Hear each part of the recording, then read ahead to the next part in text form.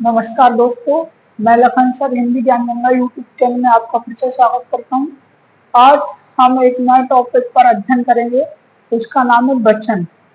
वचन आपने सुना होगा, पढ़ा होगा कि वचन एक वचन, द्विवचन, बहुवचन। अब कई बार हम इनमें गलतियां कर देते हैं, हमको पता नहीं होता कौन सा शब्द किस वचन में प्रयोग किया जाता है। आइए यही सब देखते हैं अपन इस वाली वीडियो में।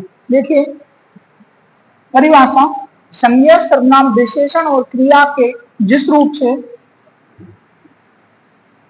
रूप से संख्या का बोध हो उसे वचन कहते हैं। संक्षेप में शब्दों के संख्या बोध विकारी रूप का नाम वचन है।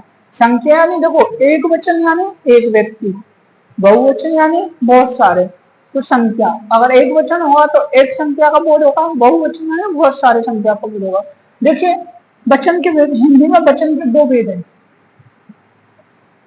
एक वचन, बहुवचन। एक यानी एक, बहु यानी बहुत सारे। देखिए, एक वचन संज्ञा, सर्वनाम, विशेषण आदि के जिस रूप से एक पदार्थ, व्यक्ति या वस्तु का बोध होता हो। किसका, कितने का? एक पदार्थ, व्यक्ति या वस्तु का बोध होता हो उसे एक वचन कहते हैं। जैसे लड़का, घोड़ा, पेड़, नदी, बच्चा, किताब इत्यादि। इन सभी से हमको एक वस्तु या व्यक्ति का बोध होता है। देखिए, बहुवचन संज्ञा, सर्वनाम, विशेषण, क्रिया के जिस रूप से एक से अधिक पदार्थ, वस्तुओं का बोध होता है उसे बहुवचन कहते हैं। जैसे लड़के, इससे पता चल रहा है बहुत सारे लड़कों की बात की जा रही है। घोड़े, पेड़ों, नदियां, बच्चों, बच्चे, किताबें। वचन के रूपांतरण: एक वचन को बहुवचन में बदलना वचन का रूपांतरण कहलाता है। वचन रूपांतर के कुछ महत्वपूर्ण नियम निम्नलिखित हैं। देखिए, वचन कब बदलता है, एक वचन से बहुवचन कब आता है और बहुवचन से एक वचन का प्रयोग कब किया जाता है। देखिए, पुल्लिंग संज्ञा के आकारांत को ईकारांत में बदलने पर। देखिए, पुल्लिंग संज्ञा के आकारांत,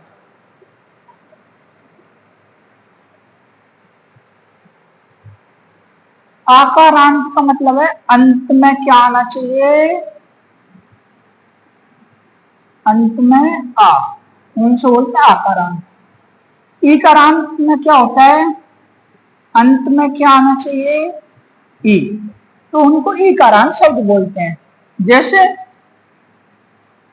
राजा लिखा तो इसमें क्या आया, आया पीछे, आकारांत। ईकारांत जैसे रानी लिखा तो इसमें पीछे क्या आया, ईकारांत शब्द कहलाएंगे, आकारांत शब्द कहलाएंगे। तो बदलने पर, जैसे आगे देखें, घोड़ा तो एक आकारांत शब्द था, इसको हमने एक की मात्रा लगाई क्या हुआ, घोड़े। लड़का, लड़के, बच्चा, बच्चे, कपड़ा, कपड़े, बगला, बंगले, गमला, गमले, बगीचा, बगीचे इत्यादि। नियम नंबर 2 देखिए, पुल्लिंग आकारांत के सिवा शेष मात्राओं से अंत होने वाले शब्दों के रूप दोनों वचन में एक से रहते हैं। जैसे घर बनाया, घर बनाए, साधु मिला, साधु मिले।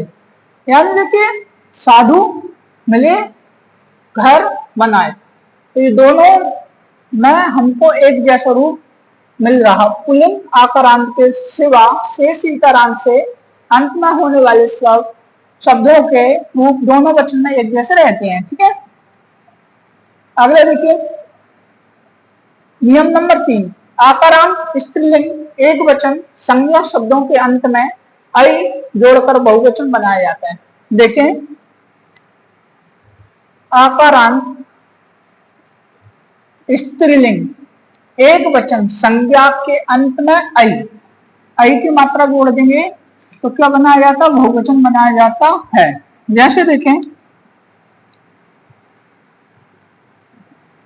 सखा स्त्रीलिंग है, इसमें अपन आई की मात्रा जोड़ दी, सखाएं। लता स्त्रीलिंग है, लताएं। बधा, बाधाएं। कला, कलाएं। माता, माताएं। ये आई की मात्रा लगाने के बाद भी स्त्रीलिंग बनाया जाता है।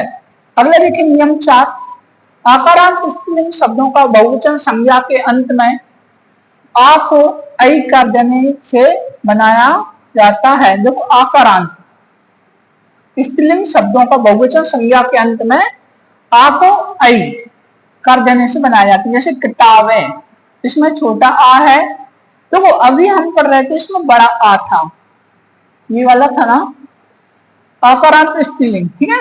सखा, वदा, इनमें बड़ा आ अगर पीछे आए तो ऐ की मात्रा लगाएंगे। अगर देखो छोटा आ है पीछे तो ऐ की जो पूरा ऐ लिखा है हमने यहाँ पे, देखो ऐ ऐ, क्योंकि यहाँ पे बड़ा आ रहा था पीछे, ठीक है, इसमें भी बड़ा आ रहा है तो हमने क्या लगा दी ऐ की मात्रा। अगर यहाँ पे छोटा आ आया तो हम ऐ पूरा ना लिखते हुए सिर्फ इसकी मात्रा लगा देंगे। समझ में आया? अगर आकारांत स्त्रीलिंग शब्द है, बड़ा आ पीछे आ रहा है तो हम पूरा ऐ लिखेंगे, ठीक है। अगर छोटा आ रहा है तो केवल ऐ की मात्रा लगाएंगे, ठीक है। जैसे किताब है, इसमें ऐ की मात्रा लगा देंगे किताब है। ऐसे नहीं करोगे आपके ऐ और लिख दिया, ऐसे आपका गलत हो जाएगा, ठीक है। अगले के जैसे बात, तो इसमें भी क्या कर देंगे अपन बिंदु लगा देंगे, ठीक है। ऐसा ऐ नहीं बनाएंगे। ये कब बनाते हैं? अगर इसके पीछे बड़ा का झंडा होता है तो हम एक ऐ की मात्रा लगाते, ठीक है। समझ गए हमें? तो इसका क्या बन गया? बातें। अगले की रात, रात का रातें, गाय, गाय का गाय इत्यादि सब। अगले में हम लिखिए ईकारांत या। ईकारांत स्त्रीलिंग संज्ञाओं में ई को ह्रस्व कर अंतिम वर्ण के बाद या जोड़ने से बहुवचन बनता है। देखो ईकारांत जिनके अंत में क्या आ रहा हो, ई, क्या आ रहा हो, ई, या छोटी ई आ रही हो या फिर क्या आ रही हो, बड़ी ई आ रही हो, ठीक है।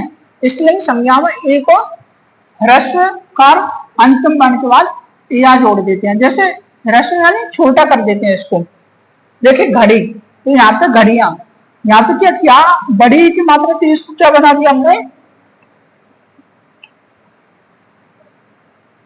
छोटी ए की मात्रा करके यहाँ जोड़ दिया, घड़ियां बन गई।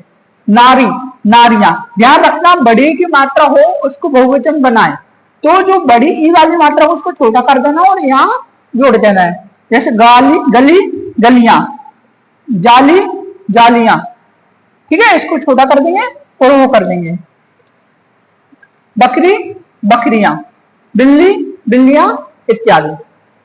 जिन स्त्रीलिंग संज्ञाओं के अंत में या आता है उनमें या के ऊपर चंद्रबिंदु लगाने से बहुवचन बनता है।